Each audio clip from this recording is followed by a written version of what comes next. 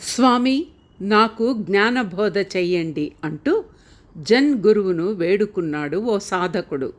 తప్పకుండా నాయనా, ముందు ఈ తేనీరు సేవించు అంటూ నిండు టీ కప్పు చేతికిచ్చాడు సన్యాసి.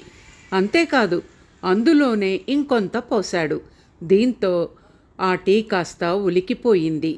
ఇప్పటికే నిండుగా ఉంది, మళ్ళీ ఎందుకు పోస్తున్నారు స్వామీజీ? సందేహం వ్యక్తం చేశాడు భక్తుడు. నీ బుర్ర కూడా టీ కప్పు లాంటిదే, అస్సలు ఖాళీ లేదు. అనేక అభిప్రాయాలు నమ్మకాలతో పొంగి పొర్లుతోంది.